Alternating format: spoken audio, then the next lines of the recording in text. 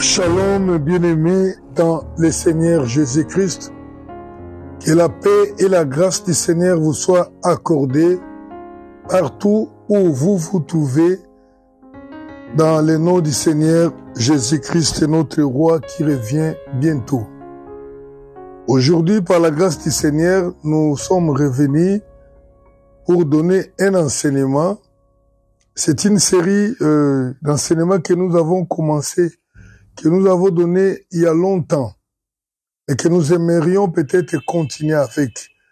L'enseignement que nous avons intitulé « Explique-nous cette parabole ». Ça, c'était la demande. Cette phrase, nous la retrouvons dans la Bible.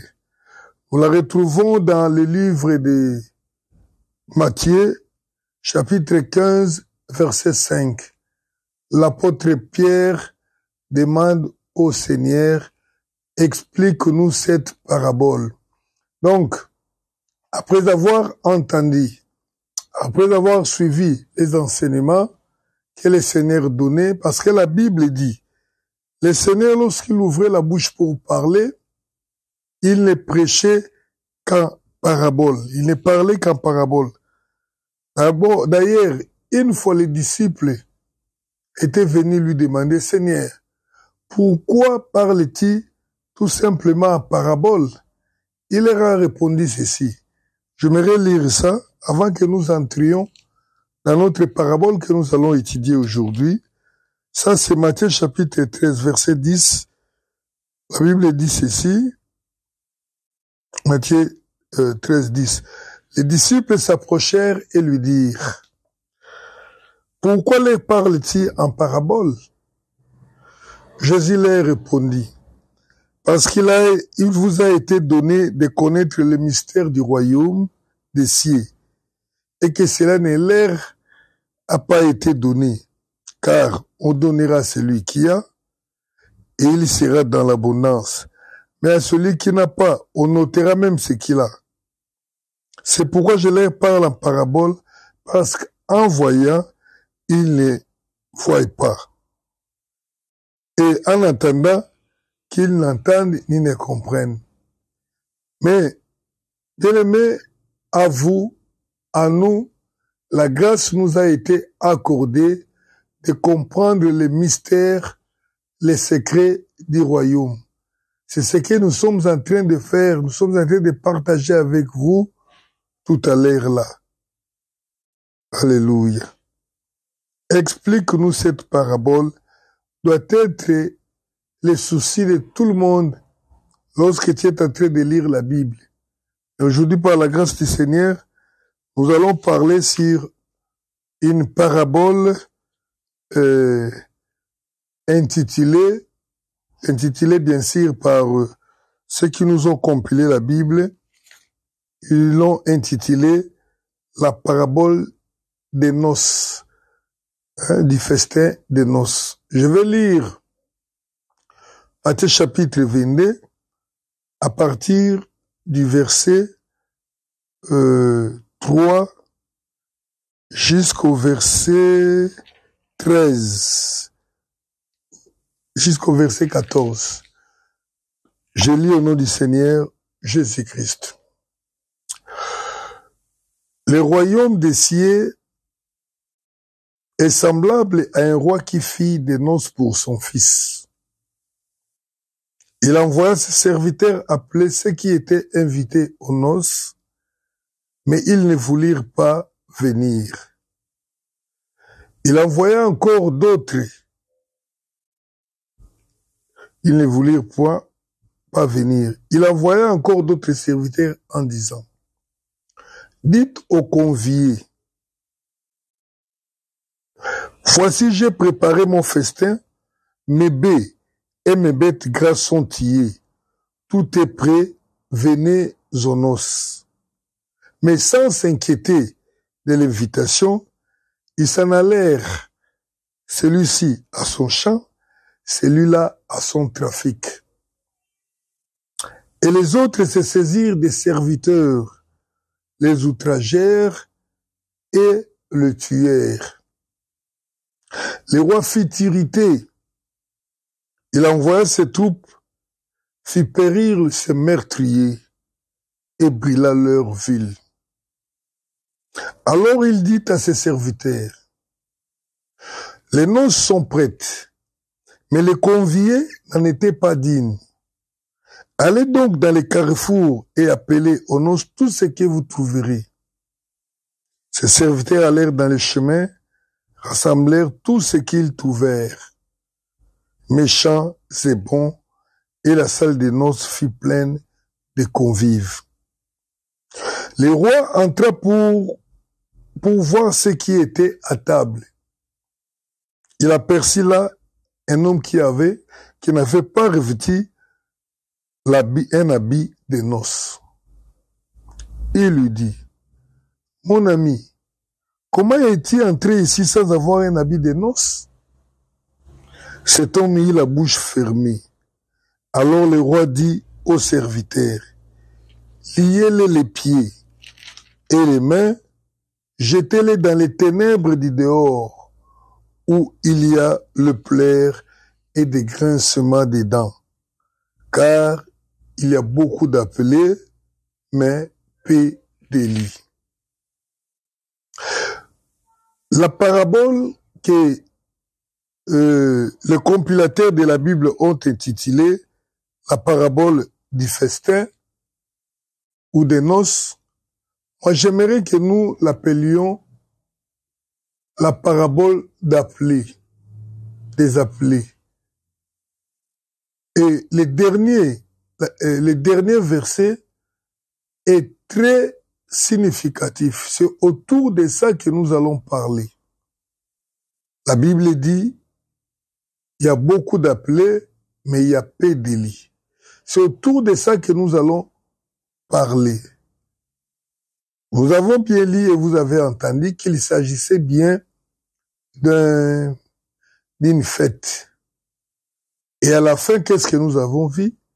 Qu'on a jeté l'un des invités dehors. Et là, on dit que dehors où on l'a jeté, il y avait le pleur, les grincements des dents. Et cela nous montre déjà qu'il s'agit bien, bel et bien, d'un enseignement concernant le royaume de Dieu. Parce qu'il n'y a aucune personne qu'on peut jeter dehors lors d'une fête qui se trouve obligatoirement dans les ténèbres, dans les grincements des dents, dans les pleurs.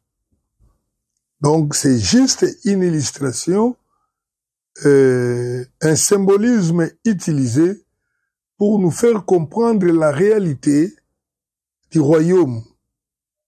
Et le Seigneur parlait en parabole. Et lorsqu'ils enseignaient, beaucoup de gens ne comprenaient pas. Les disciples qui étaient prudents, qui voulaient avoir la compréhension, ils venaient et ils demandaient parfois au Seigneur, explique-nous cette parabole. Et le Seigneur leur expliquait souvent. Alors, de quoi il s'agit dans cette parabole? La Bible nous raconte qu'il y avait un roi qui avait organisé les noces pour son fils. Un roi qui avait organisé la fête du mariage pour son fils. Vous savez, comme moi, bien que le monde aujourd'hui organise plusieurs fêtes, mais la fête du mariage est parmi les fêtes que nous avons vu le Seigneur lui-même honorer en participant une fois dans une fête à Canaan, aux noces de Canaan, où la Bible nous relate là où il a accompli son premier miracle. Et plusieurs fois le Seigneur a parlé de fêtes de noces, ce qui nous montre que c'est quelque chose que le Seigneur prend avec beaucoup de sérieux, avec beaucoup de valeur.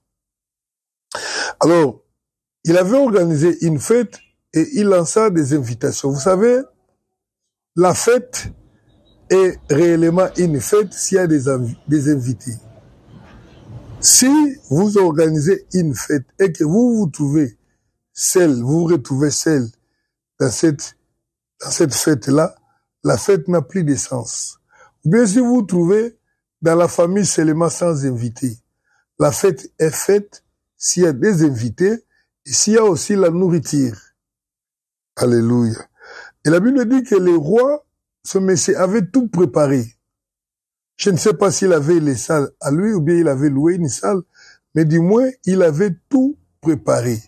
Il ne restait que les invités pour que la fête ait lieu.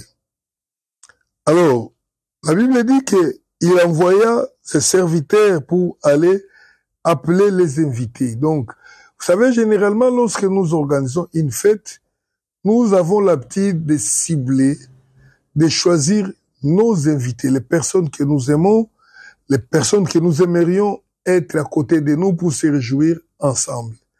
C'est de cette façon-là qu'il avait appelé les gens qu'il connaissait. Vous savez, on aime fêter avec ceux qu'on connaît d'avance. Hein? On n'organise pas une fête pour appeler les inconnus. On appelle les amis, on appelle les familles, on appelle des connaissances. Voilà, c'est comme ça qu'il avait fait. Et la Bible nous raconte que au moment de la fête, personne n'était venu. Chacun avait ses raisons. Celui-ci dit, j'ai des travaux dans mon champ. L'autre est parti dans ses affaires. Mais il y avait encore une autre catégorie des invités qui étaient vraiment méchants. La Bible dit qu'ils se saisirent des serviteurs, les outragèrent et le tuèrent. Imaginez-vous quelqu'un qui invite les invités pour une fête. On ne vous demande rien, pas même parce que quand on amène un cadeau, n'est pas obligatoire. Mais les gens là tuèrent les chargés, les personnes qui étaient venues leur apporter l'invitation. Ils les tuèrent, ils les outragèrent. Et la Bible nous raconte que cela déplut au roi. Il fit très irrité. Et qu'est-ce qu'il fit? Il envoya ses troupes pour faire périr ces meurtriers. Il brûla leur ville. Je m'arrête d'abord ici. Cette parabole nous présente des tableaux.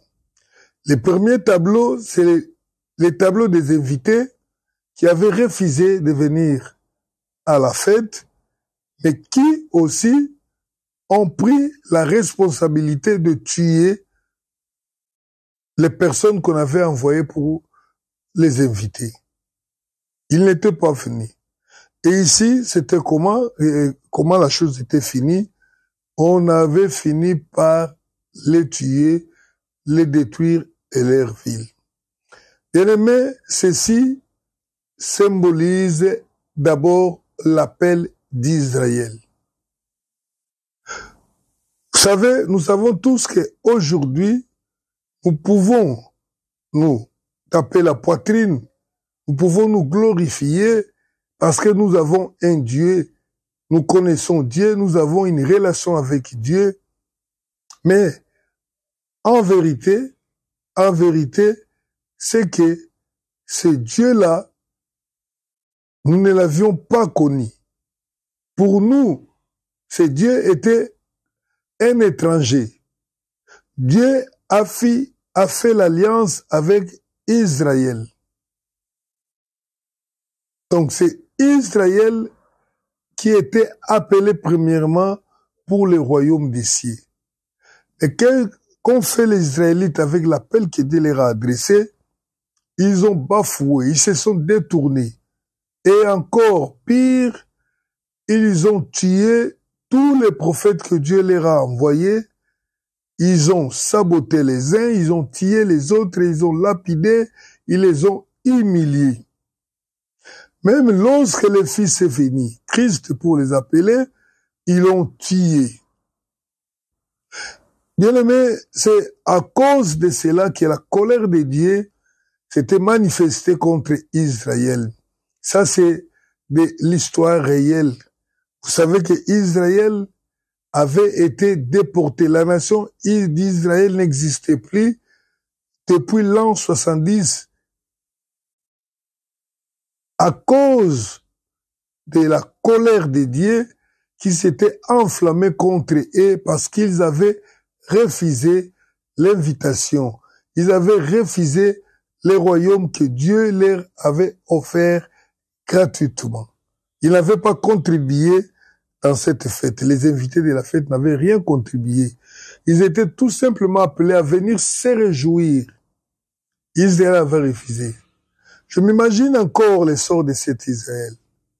Imaginez-vous lorsque Christ est venu, la foule le suivait lorsque Christ entra de la façon avec triomphe à Jérusalem. La Bible dit, ce jour-là, Jésus regarda sur Jérusalem et il plaira. L'histoire nous est relatée dans Luc 19, versets 40 jusqu'à 42. Il plaira, il dit, Israël, Jérusalem, si en ce jour tu savais des choses qui concourent pour ta paix, mais parce que tu ne la connais pas, le jour viendra où tes ennemis se lèveront pour te détruire. Et pour quelle raison? Parce que tu n'as pas su l'ère à laquelle tu as été visité. Israël a refusé le Seigneur. Il a tourné le dos au Seigneur. Et d'ailleurs, au jour du procès du Seigneur Jésus-Christ, Pilate posa la question à la foule, aux accusateurs du Seigneur Jésus-Christ. Voulez-vous que je libère Jésus? Il dit non, crucifiez-les, tuez-les. Et Pilate de dire, je ne vois rien qui puisse condamner cet homme à la mort. Si, comme vous le demandez, je lave mes mains, je vous laisse la responsabilité de la mort de cet homme. Et les Juifs répondirent ce jour-là, je ne sais pas, avec force. Ils dirent, oui, que le sang de cet homme tombe sur nous et sur nos enfants. Ils ne savaient pas qu'ils étaient en train de signer leur destruction. Ils l'avaient voulu, ils l'ont assumé et cela a été réalisé vers l'an 70.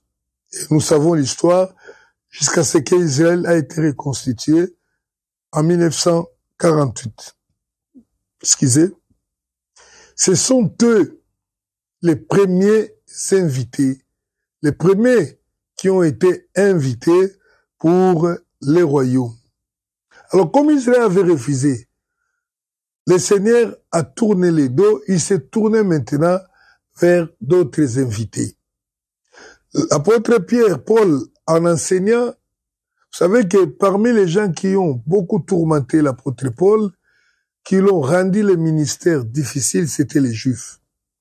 Un jour, il enseignait, comme il refusait, il leur dit, c'est à vous premièrement que le royaume des cieux devait être annoncé. Mais comme vous vous jugez indigne de ce royaume, nous nous tournons vers les païens.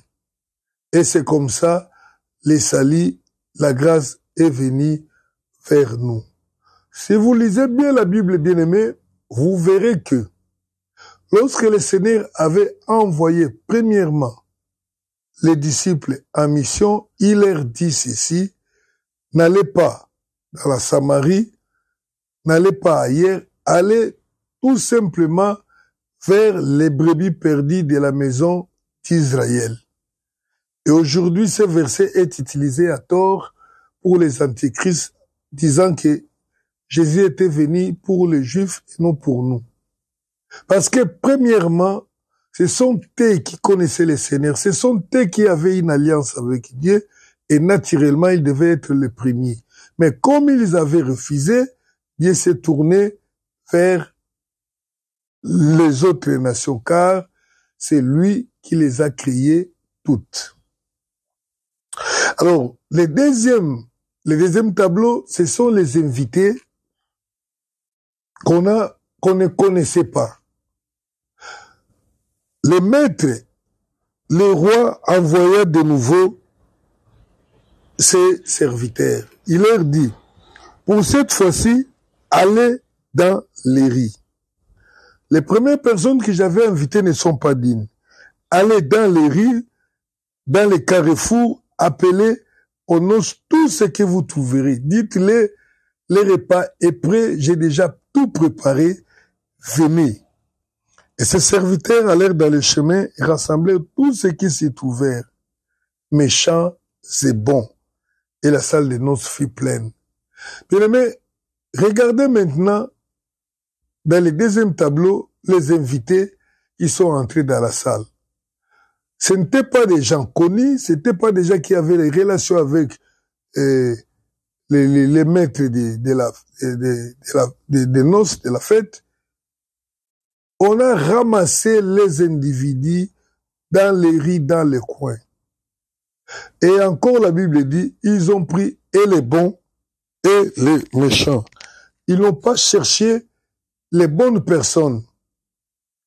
Tous, l'essentiel pour la personne qui organise la fête est que la fête soit organisée, que les gens viennent là.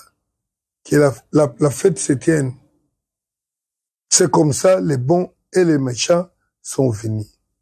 Mais avant que cela ne commence, le maître est venu.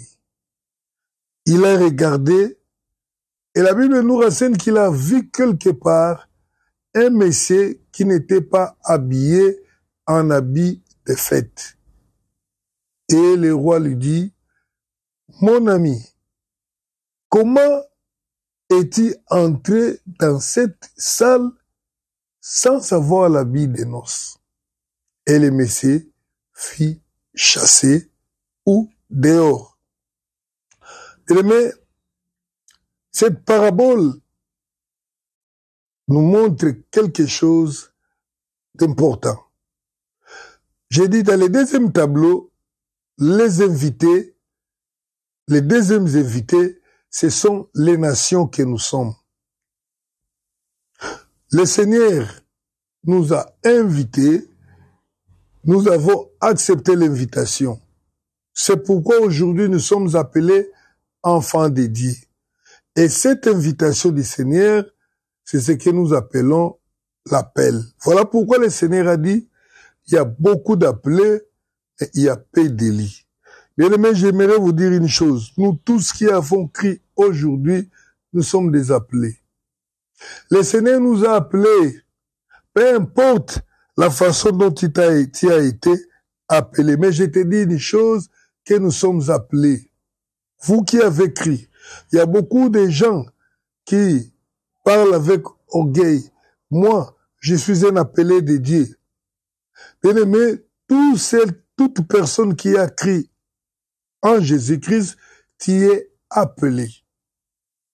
Et encore la Bible dit, ce n'est pas à cause de notre justice que le Seigneur nous a appelés. La Bible dit que pour cette fois-ci, on a fait entrer dans la salle et les bons et les méchants. Que personne ne puisse s'enorgueillir de son appel. Le Seigneur m'a appelé. Il y a beaucoup de gens, lorsqu'ils sont appelés de façon spectaculaire, ils pensent qu'ils sont des personnes spéciales devant Dieu. Non. Je vais vous dire une chose à propos des appels. Quelle que soit la façon dont tu as été appelé, cela ne signifie rien devant Dieu. Il y a des personnes qui ont vu le Seigneur directement comme ça, qui ont été appelés par le Seigneur. Ils ont vu des visions. Le ciel s'est ouvert. Il y a des gens qui ont entendu des paroles dans les songes. Il y a des ceux-là qui sont venus parce que on les a invités dans une campagne. Ils ont accepté Christ. Tous les appels nous mettent dans le même piédestal. Que personne ne s'estime grand à cause de son appel. Alléluia.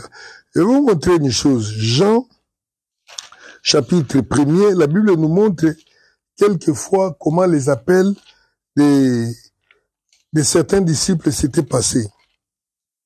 Je vais lire Jean chapitre 1er.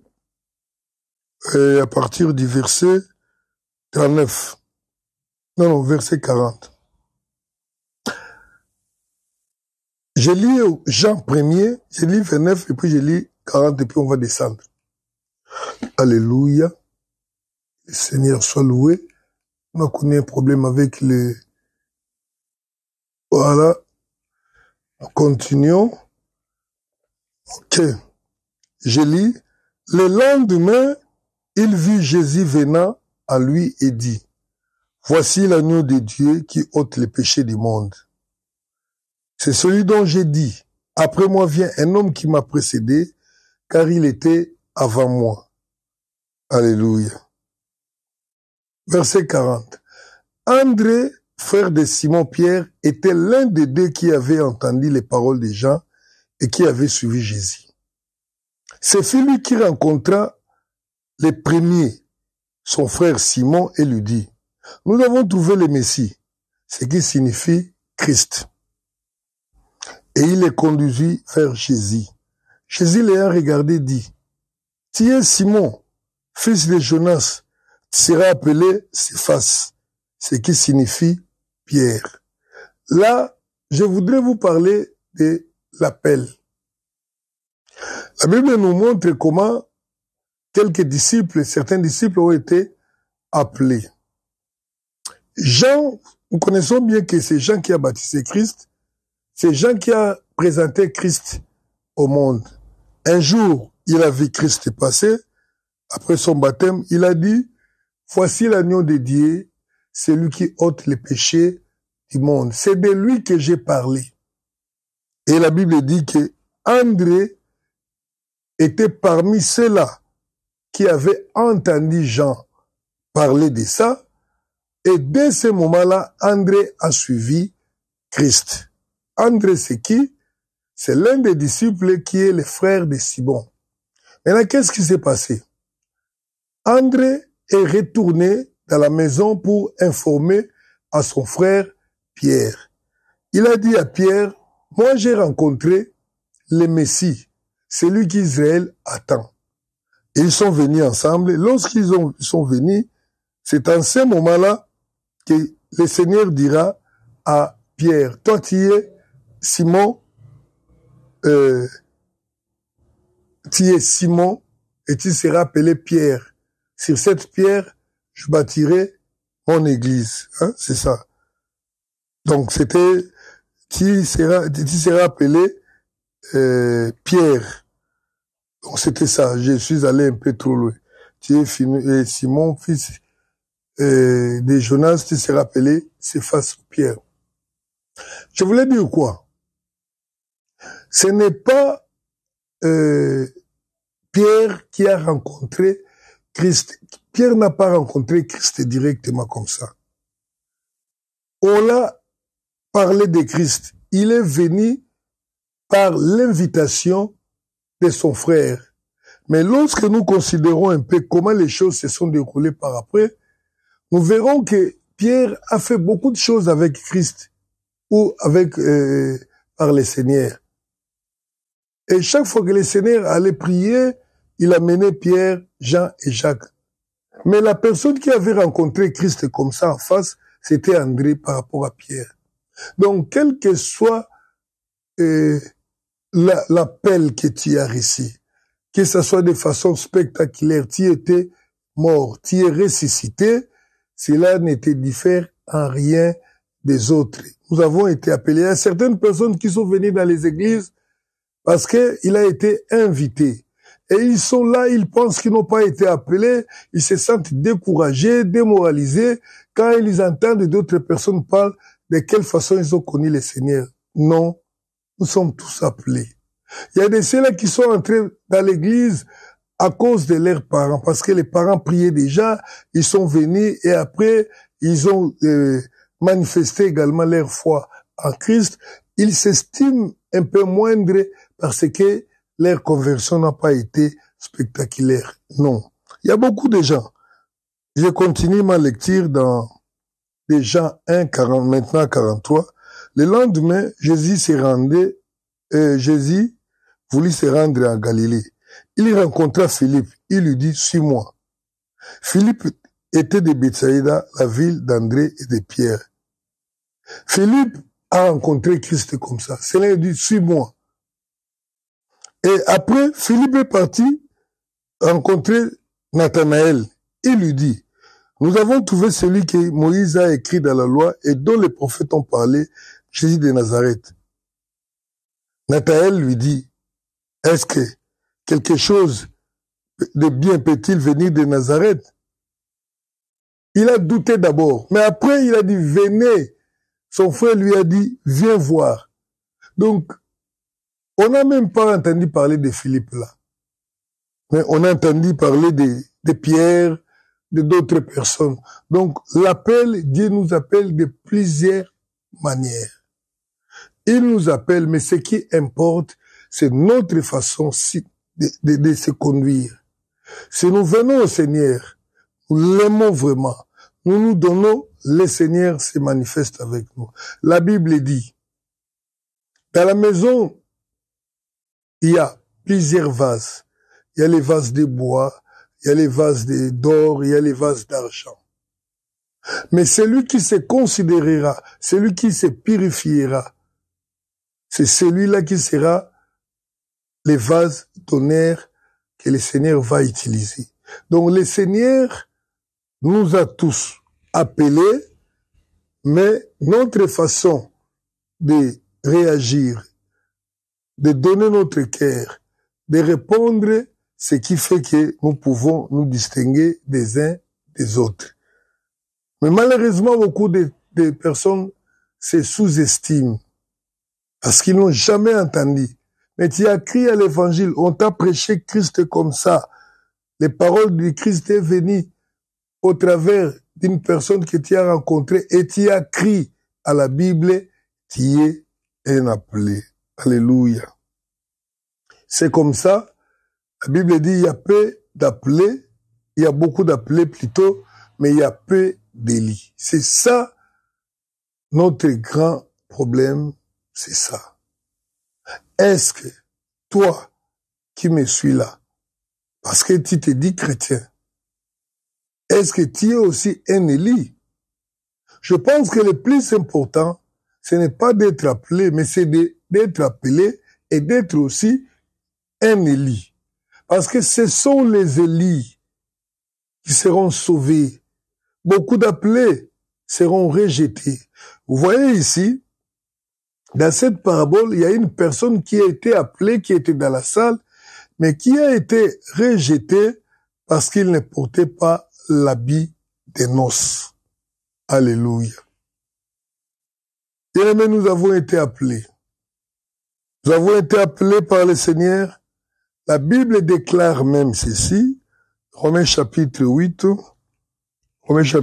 verset 23, et nous allons descendre, Romains chapitre 8, verset 23. Voilà. Nous savons du reste que toute chose concourt au bien de ceux qui aiment Dieu, de ceux qui sont appelés selon son dessein, car ceux qu'il a connus d'avance, il les a aussi prédestinés à être semblables à l'image de son Fils, afin que son Fils soit le premier-né de plusieurs frères. Et ceux qu'il a prédestinés, il les a aussi appelés. Et ceux qu'il a appelés, il les a aussi justifiés. Et ceux qu'il a justifiés, il les a aussi glorifiés. Il y a un mot qui retient notre attention ici. La Bible dit que ceux que Dieu a connus d'avance, il les a aussi prédestinés à être semblables à l'image de son Fils. Et ceux-là, il les a appelés. Il les a appelés, il les a justifiés. Après la justification, il les a glorifiés. Bien-aimés, vous devez comprendre que notre appel n'est pas vain. Il y a une grande rémunération qui est attachée à l'appel. Le Seigneur ne nous appelle pas en vain. Il nous appelle car à recevoir les royaumes. C'est pourquoi l'apôtre Paul priait. Il parlait aux Éphésiens. Il dit, j'ai prié le Seigneur que les yeux de vos cœurs s'ouvrent afin que vous compreniez la richesse, la grandeur de cet appel, la rémunération qui y est attachée à cet appel. Éphésiens chapitre 1er, verset 18. Notre appel est attaché à une rémunération, à une récompense au ciel. Mais nous n'avons pas été appelés à devenir des milliardaires. Nous n'avons pas été appelés à posséder ce monde. Nous avons été appelés à posséder les royaumes inébranlables, incorruptibles de Dieu, les cieux. Alléluia. Et là, la Bible dit que le Seigneur a connu d'avance ces personnes-là, il les a appelées, mais il les a prédestinées à être semblables à l'image de son fils aîné. C'est là où il y a un gros problème. Bien aimé, tous les appelés sont prédestinés à devenir comme Christ, à devenir semblables à Christ. D'ailleurs, c'est la raison pour laquelle les églises existent. Donc, disons, les docteurs, les pasteurs, les évangélistes et apôtres existent à l'église. Car la Bible dit, selon Éphésiens 4, 13 et puis descendez, la Bible dit que il a donné aux uns d'être apôtres, à d'autres ceci, cela, afin pour l'édification des saints en vue de la continuité de l'œuvre du ministère, jusqu'à ce que tous nous puissions atteindre la stature parfaite du Seigneur Jésus-Christ. Le but des enseignements que nous vous donnons, c'est que vous qui nous écoutez, vous deveniez comme Christ. C'est à cela que vous avez été destinés. Vous devez devenir semblable à Christ. Alléluia. Mais si cela n'est pas fait, c'est que vous n'êtes pas digne du royaume. Nous revenons dans la parabole où nous avons lu, nous venons de lire ici. La Bible dit que le roi a trouvé dans la salle une personne qui n'était pas revêtie d'habits de noces. Mais il nous faut revêtir l'habit de noces pour prétendre ou pour penser aller au ciel un jour. Et c'est quoi cet habit de noces? Aujourd'hui, je me demande parfois à cause de quoi, certainement on me dirait à cause des révélations, il y a des églises qui se sont confectionnés des tennis et ils appellent ça les tennis de Dieu, des saintetés, les tennis du ciel. Mais ça n'existe pas. Il n'existe pas un habillement spécifique que les chrétiens doivent vêtir. Alléluia. Vous pouvez vous habiller en blanc, en bleu. Cela ne dit rien devant Dieu. Mais quel est l'habillement des noces que nous devons nous revêtir? La Bible nous montre, dans Romains chapitre 13, verset 14, la Bible recommande ceci. Revêtez-vous de Jésus-Christ. Revêtez-vous de Jésus-Christ. C'est ça notre habillement.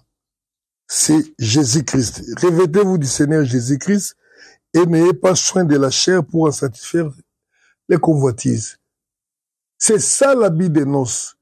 Si ce monsieur a été sorti de la salle, c'est parce qu'il ne s'était pas habillé en habit de noces. Notre habit de noces, l'habit qui te qualifie pour que tu t'en ailles, que tu partes à l'enlèvement, c'est Jésus-Christ lui-même. Alléluia. C'est pourquoi tout ce que Dieu a appelé, il les a prédestinés à être semblables à Jésus-Christ. Et le revêtir Christ, c'est manifester la vie, le caractère de Christ dans nous, dans nos vies.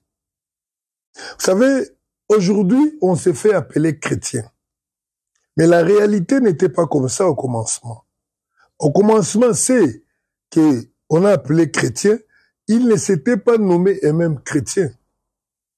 La Bible dit que ce sont les gens du dehors qui les ont appelés chrétiens. Ils ont vu en Christ. C'est la raison pour laquelle on les a appelés les chrétiens. Je pourrais dire ça. Donc ce sont des chrétiens, des chrétiens, des gens qui ressemblent à Christ. Dans leur façon de parler, dans leur façon de s'habiller, dans leur façon de faire toutes les choses. Bien-aimé, l'habit, c'est quelque chose qu'on voit. Quand on dit « revêt-toi », c'est-à-dire qu'on doit te voir à partir de l'apparence que celui-ci est ceci. On ne peut pas être un chrétien de l'intérieur sans apparaître de l'extérieur. Quelqu'un qui s'habille de Christ, on va voir sa façon de s'habiller. Ça sera la sanctification dans l'habit.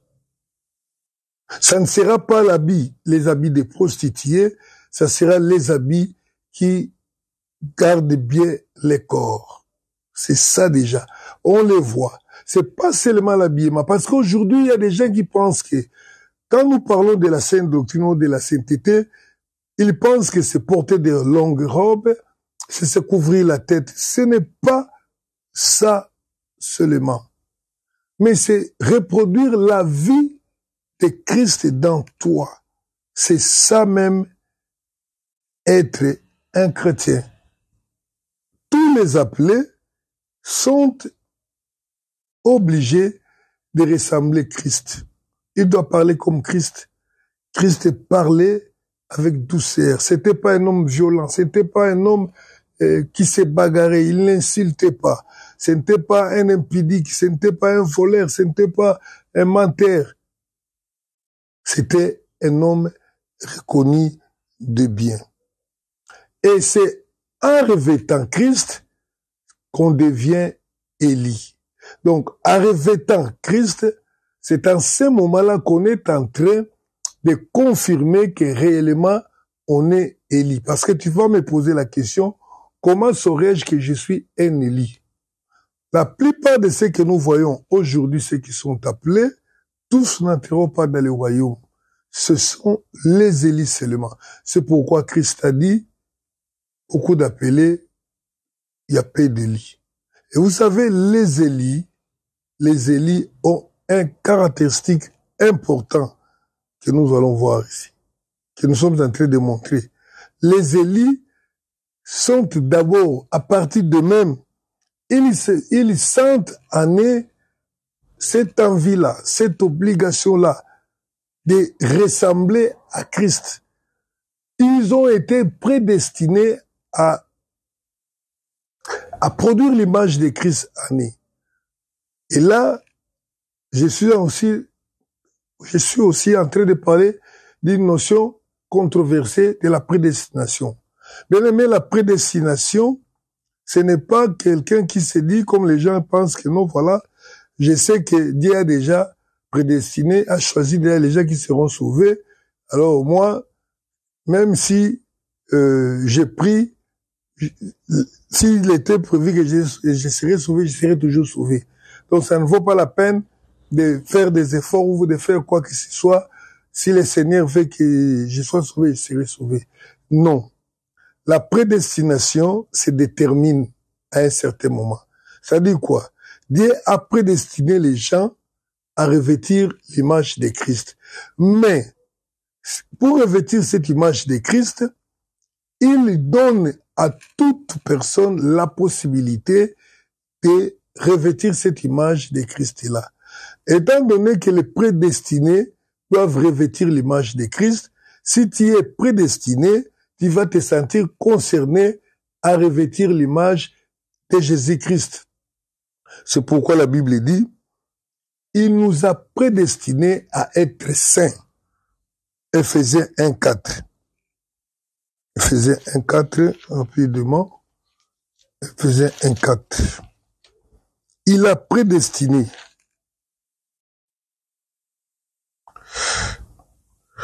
Éphésiens 1,4. Il nous a prédestinés à être les saints. Je vais lire rapidement. Voilà. Éphésiens. En lui, Dieu nous a élis avant la fondation du monde pour que nous soyons saints et irréprochables devant lui. Il nous a prédestinés dans son amour à être ses enfants d'adoption par Jésus-Christ. Il nous a prédestinés à être ses enfants d'adoption. Donc, or, les enfants doivent manifester la nature de leurs parents. L'enfant d'un humain doit avoir le corps humain. Donc, naturellement, l'enfant de Dieu doit avoir la divinité, le caractère de Dieu en lui. C'est ça la prédestination. Ceux qui ont été prédestinés comprennent eux-mêmes que j'ai été prédestiné. Qu'est-ce qu'ils font? Ils travaillent pour l'accomplissement de cette prédestination-là. Mais la personne qui se croise les mains, qui dit, moi je sais que Dieu a déjà prédestiné, je ne fais rien, s'il veut que je sois sauvé, je serai sauvé, certainement, je l'ai dit, sans crainte d'être contredit, que cette personne a été prédestinée à l'enfer. Parce que c'est lui-même qui a choisi. La prédestination de Dieu, c'est pas quelque chose qui nous vient par hasard. C'est quelque chose que Dieu a programmé et cela s'accomplit aussi avec notre propre concours. Nous allons voir ça. 1 Pierre, chapitre 2 Pierre plutôt, 1, 10. 2 Pierre 1, 10. Voilà, je lis. C'est pourquoi, frères, appliquez-vous d'autant plus à affermir votre vocation et votre élection. Car en faisant cela, vous ne broncherez jamais. Je reprends. 2 Pierre 1, 10. C'est pourquoi, frères, appliquez-vous d'autant plus à affermir votre vocation et votre élection. Il y a une recommandation. On dit, appliquez-vous donc, travaillez à affirmer, à affermir, à confirmer votre appel et votre élection. Donc, l'élu travaille. L'élu qui ne travaille pas, c'est un appelé qui restera rejeté, comme les premiers appelés étaient rejetés, comme l'appelé qui s'est retrouvé sans revêtir l'habit de noces était rejeté. Alléluia. Maintenant, lisez comment les élus vivent, les appelés qui sont aussi les élus se manifestent. Toujours là. Là où nous venons de lire, c'est la conclusion de ce que j'étais en train de dire. Maintenant, on retourne un peu pour lire 2 Pierre 1 à partir du verset 3. La Bible dit ceci. Sa divine puissance nous a donné tout ce qui contribue à la vie et à la piété, au moyen de la connaissance de celui qui nous a appelés par sa propre gloire et par sa vertu. La divine puissance nous a donné tout ce qui contribue à la vie et à la piété. Lui-même Dieu a donné aux hommes la puissance qui contribue que les gens puissent vivre une vie de la crainte de Dieu, la piété. Par quel moyen? Au moyen de la connaissance de celui qui nous a appelés par sa propre gloire et par sa vertu. Dieu nous a appelés et lui, le Dieu là, il nous donne la puissance, la capacité de vivre la vie de Dieu, la vie de piété, la vie de la crainte de Dieu. Et celle-ci nous rassure de sa part des plus grandes et les plus précieuses promesses. Alléluia. Verset 5. À cause de cela, faites tous vos efforts pour joindre à votre foi la vertu. Faites tous vos efforts. Et maintenant là, à partir du verset 5 jusqu'au verset 10, parce que j'ai dit que 10 c'était la conclusion. On est en train de vous montrer ce que l'Esprit de Dieu, la puissance de Dieu nous a donné, qui contribue à ce que nous puissions revêtir la nature divine de Dieu. Alléluia. Verset 4. J'ai repris le verset 4. Celle-ci nous assure de sa part les plus grandes et les plus précieuses promesses, afin que par elles vous deveniez participants de la nature divine, en fuyant la corruption qui existe dans le monde par la convoitise. Dieu nous a donné la capacité de devenir, la capacité de participer à la nature divine par la nouvelle naissance, par la puissance du Saint-Esprit. Dieu nous a tout donné pour que nous puissions manifester la divinité en nous. La divinité en nous, c'est pas le miracle, c'est la sainteté. La sainteté, c'est que le diable ne peut pas recopier. Dieu est saint. Il est bon, il est amour. Il n'est pas un pécheur, il n'est pas un menteur. Et verset 5 dit, à cause de cela, ajoutez à votre foi, faites tous vos efforts plutôt. À cause de cela même, faites tous vos efforts pour joindre à votre foi la vertu. Voilà, maintenant, on nous dit que nous devons faire aussi l'effort. Faites tous vos efforts pour joindre à votre foi la vertu. Pour joindre à la vertu, la patience. À la patience, la piété. À la piété, la charité. La charité, l'amour. Vous voyez, donc il y a des choses que l'homme doit faire, doit travailler. C'est en faisant cela que la Bible dit que vous allez affermir votre vocation et votre élection. Donc l'enfant de Dieu a la responsabilité de travailler. Il a la responsabilité, on dit, faites tous vos efforts pour ajouter la connaissance, pour ajouter à votre foi la connaissance. Or, aujourd'hui, il y a certaines personnes qui ne veulent pas comprendre. Si vous ne connaissez pas, vous ne saurez pas que Dieu n'aime pas ça. Il faut ajouter la connaissance. On ne vous envoie pas d'aller à l'école. Il faut ajouter la vertu, c'est-à-dire l'habitude d'être bien, de faire le bien. Il faut ajouter la patience. Il faut ajouter l'amour fraternel, la charité. Il faut ajouter toutes ces choses-là. Et la Bible dit, en faisant cela, vous allez affermir votre vocation, c'est-à-dire appel, et votre élection, c'est-à-dire être élu. Bien aimé, il y a beaucoup d'appelés, mais peu d'élus. Ne dites pas parce que le Seigneur m'a appelé, il m'a ressuscité des morts, le ciel s'est ouvert comme l'apôtre Paul, j'ai vu, j'ai entendu que tu te crois spécial. Tu dois travailler, tu dois te sanctifier pour confirmer. Sinon, tu seras rejeté dehors comme la personne qui est entrée dans la salle des fêtes sans avoir l'habit des fêtes. On les a appelés comme ça, mais ils étaient obligés et même de se revêtir d'habits de fête. Ce n'est pas que la personne qui les a invités les a revêtis. Et là, nous avons lu la recommandation de Romains 13, 14, on dit « Revêtez-vous du Seigneur Jésus ». Ce n'est pas Dieu qui va t'imposer la sanctification. Tu dois travailler, tu dois éviter de s'essuyer, tu dois fuir la corruption, tu dois fuir l'impudicité, prendre les mesures pour ne pas tomber dans l'impudicité. Tu dois faire l'effort et en cela tu es en train d'affermir ton élection. Voici la signification de la parabole. Explique-nous cette parabole. Le Seigneur nous a expliqué, il y a beaucoup d'appelés mais peu d'élus. Les élus travaillent pour leur élection. Ils sont prédestinés à être semblables à l'image des fils. Christ n'était pas un chamailleur, un querelleur, il n'était pas jaloux, il n'était pas un envieur, il n'était pas convoiteur, il n'était pas impudique, il s'habillait dignement.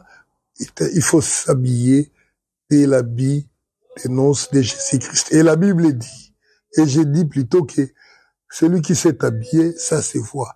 Bien aimé, ta vie chrétienne doit être connue, doit être ici, de ton mari, de tes familles. Tout le monde doit comprendre, doit savoir que celui-ci est un chrétien. On doit te connaître par tes actes, par ta façon de t'habiller. Quelqu'un qui vient comme ça, vous regardez, vous pouvez savoir, lui c'est un rappeur. Parce qu'il s'est habillé comme un rappeur. Il faut que les gens comprennent, lui c'est un chrétien. À une époque, même dans ces pays, dans notre pays, vers les années 80, on voyait, on savait distinguer les chrétiens et les autres.